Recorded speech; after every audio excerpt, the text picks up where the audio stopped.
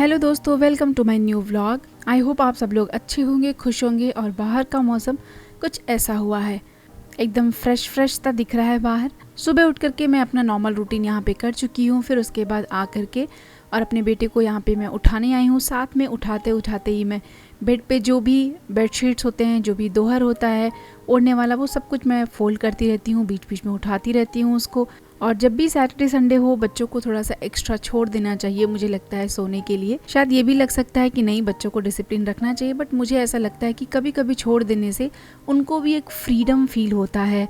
और बच्चों को अपना घर घर जैसा लगे, उसके लिए उनके अंदर फ्रीडम बहुत ज़रूरी है। तो अगर छुट्टी का दिन है तो इनको मुझे 2-3 राउंड में उठाना होता है, तब जा कर के ये उठते हैं। थोड़ा बहुत मैं अपने बेडरूम में क्लीनिंग करके आ गई मैं अब किचन में, और फ्रिज में से सारे सामान निकाल करके रख देती हूँ जो भी मुझे आज यूज़ करना होता है। आज मैंने बुलाया है एक अंकल को क्लीनिंग के लिए, जो कि क्लीनिंग में मेरा हेल्प करते हैं। उसके अलावा जो भी छोटी मोटी चीज़ें होती हैं मैं खुद से क्लीन करती हूँ। तो आज का खाना एकदम सिंपल बनाने के लिए मैंने लंच बॉक्स में बघारा राइस बनाया है, जो कि एकदम सिंपल सी राइस, फ्लेवर्ड राइस रेसिपी है, जिसको कि प्लेन खा सकते हैं या फिर किसी क्रीमी ग्रेवी के साथ भी खा सकते हैं। मैंने उसके साथ जस्ट प्लेन टोमेटो करी बनाया था विद बघारा राइस। बाकी अभी सबके उठने में, ब्रेकफास्ट में टाइम है, तो मैं यहाँ पे अपने अवन की प्लेट की सफाई कर रही हूँ। बहुत गंदा हो गया था ये जो ट्रे है उसका, तो इसके ऊपर मैंने सोडा विनेगर डाल करके भी इसके पहले क्लीन किया था, तब थोड़ा बहुत क्लीन हुआ था। उसके बाद भी ये सारा रह गया है। तो अभी मेरे पास आयरन ब्रिसल्स वाले जो ब्रश है, उससे मैं क्लीनिंग करती हूँ। और सच में ये बहुत टाइम सेविंग और बहुत अच्छा क्लीनिंग करता है। ये कोई भी ऐसी चीज़ जो बहुत रफ़ हो और आपको उस पर स्क्रैचेस लगने का अगर डर नहीं है, तो वैसी जगह पे आप इस ब्रशेस को यूज़ करके आप उसको क्लीन कर सकते हैं। एकदम अच्छे से ये साफ़ हो जाता है।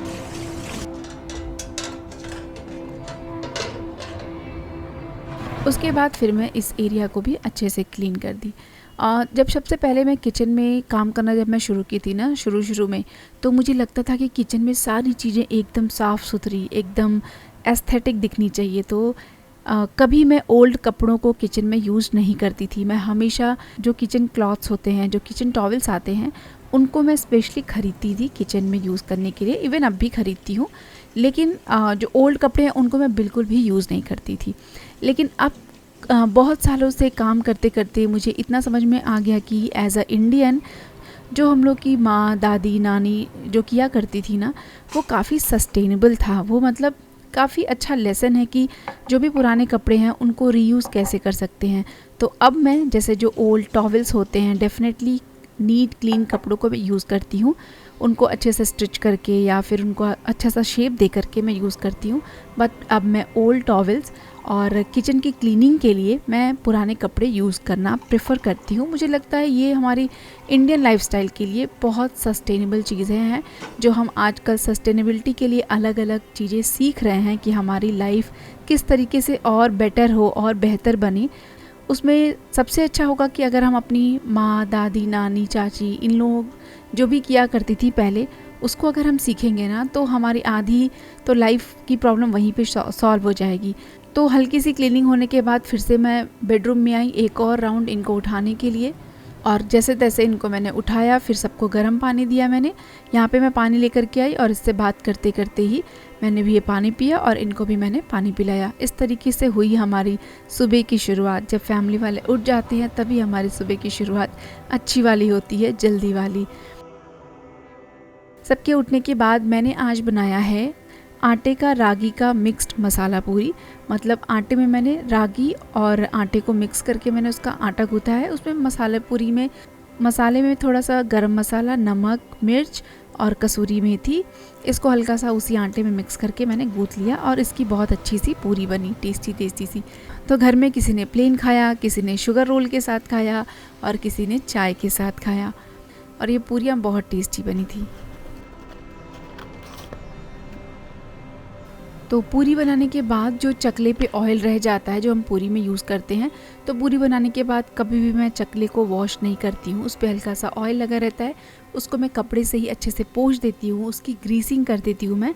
तो जो भी लकड़ी की चीज़ें होती हैं उसको हम ऑयल से अगर ग्रीसिंग करते रहते हैं तो उसकी लाइफ अच्छी जाती है और उसमें फंगस भी जल्दी नहीं लगते हैं। उसी ऑयल को लेकर के मैंने थोड़ा सा अपने चॉपिंग बोर्ड पर भी लगा करके और इसकी भी ग्रीसिंग करके मैंने दोनों को रख दिया। तो ये है रेसिपी जो मैंने बनाया सुबह, बघारा राइस। बहुत टेस्टी सी रेसिपी बनती है। इसके साथ कोई भी करी भी बना सकते हैं या फिर बिना करी के भी ये टेस्टी लगती है। अगर कभी कोई बहुत जल्दीबाजी हो तो आराम से बस कुछ मसाले डाल करके ये रेसिपी बनाई जा सकती है। तो मैं बिज़ी हूँ उस अंकल के साथ सफाई कराने में। वो आते हैं तो मुझे काफ़ी हेल्प मिल जाता है। एक साइड से वो सफाई करते रहते हैं और दूसरी साइड से मैं सफाई करती हूँ अपनी बाकी चीज़ों जिसका कि वो सफाई नहीं कर सकते। इससे मेरा काम बहुत कम हो जाता है और अगर मुझे किसी तरीके का हेल्प भी चाहिए होता है तो वो कर देते हैं। तो मैं यहाँ पे अपने सिस्टम की पूरी सफाई कर रही हूँ, अपने सिस्टम के टेबल की। यू कैन सी कितना गंदा हो गया है।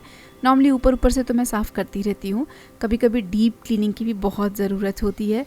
तो अपने बेटे को मैंने बुक्स दे दिया है पढ़ने के लिए। ये अंकल काफ़ी सालों से हमारे यहाँ आते हैं, मेरे ख्याल से कुछ 5-6 साल से ज़्यादा हो गया। उससे पहले भी आते थे बट मैं जब से हूँ तब से तो ये आ ही रहे हैं और ये बहुत अच्छे से सफाई करते हैं। तो मैं हमेशा इनको कोशिश करती हूँ कि हर महीने बुलाऊं, बट हर महीने वो कभी कभी नहीं आते हैं तो 2-3 महीने में तो मैं बुला ही लेती हूँ। 1-2 बार आ जाते हैं तो ऊपर ऊपर की सारी सफाई कर लेते हैं। कबर्ड अंदर की सफाई सारी मैं खुद से करती हूँ या फिर जो मेरी हाउस हेल्प आती हैं उनकी हेल्प से मैं कर लेती हूँ। तो यहाँ पे मैं अपने सिस्टम की बहुत अच्छे से डीप क्लीनिंग की थी और काम करने में भी बहुत अच्छा लगता है जब घर अच्छे से साफ़ हो जाता है। तो ऐसे ही पूरा दिन बीत गया। मैंने कुछ खास शूटिंग नहीं किया, पूरा दिन सफाई में ही बीत गया। सारी सफाई होने के बाद रात में मैंने बाथ लिया और ये जो मेरी मसालेदानी है इसकी भी मैं सुबह सफाई करा दी थी। तो रात में अच्छे से सूख गया तो नेक्स्ट डे दिक्कत ना हो सुबह सुबह, इसलिए मैं रात में ही इसको सेट कर ली। तो इसको जब भी सेट करें तो नीचे या तो पेपर या फिर एकदम पतला सा क्लॉथ बिछा सकते हैं या फिर टिश्यू बिछा सकते हैं। कोई भी ऐसी चीज़ बिछाने से ये ज़्यादा मूव नहीं होते हैं, शेक नहीं होते हैं, तो ये एक दूसरे में मिक्स नहीं होते हैं। इसमें मैं यहाँ पे सारे मसालों को फिल कर दूँगी। तो ये वो मसाले हैं जो मैं जनरली नॉर्मली डेली लाइफ में यूज़ करती हूँ। तो घर में छोटी छोटी सफाई डेली बेसिस पे करते रहना चाहिए। उससे क्या होता है कि हमारा घर साफ़ रहता है। किसी के आने का वेट नहीं करना चाहिए। ये अंकल काफ़ी लंबे टाइम के बाद 2-3 महीने बुलाते बुलाते फिर लास्ट में आए, इसलिए काफ़ी गंदा हो गया था मेरा घर। और साथ साथ में डी क्लटरिंग भी करते रहना चाहिए। जो भी गंदी चीज़ें हों, जो भी टूटी फूटी ख़राब चीज़ें हों या फिर DIY के लिए कोई हम चीज़ें बहुत सालों से इकट्ठा कर रहे हैं बट हम DIY नहीं कर पा रहे, वो सारी चीज़ों को अब निकाल देने का टाइम आ जाता है। तो किसी भी चीज़ को 1 से 2 महीने तक रखें, उसके बाद अगर लगे कि आप नहीं कर पाएंगे तो उसको निकाल देना ही बेटर है। हम घर जितना साफ़ रखेंगे हमारा ब्रेन दिमाग उतना ही क्लीन होगा, उतना ही साफ़ रहेगा, डिसीज़न उतना ही फास्ट लेगा। क्योंकि हम जहाँ रहते हैं उसका असर हमारे दिमाग पे, हमारे परिवार पे और हमारी सोच पे भी पड़ता है। फिर से मिलती हूँ आप लोग के साथ में नेक्स्ट व्लॉग में। तब तक के लिए बाय बाय, टेक केयर और अपना बहुत सारा ध्यान रखिएगा।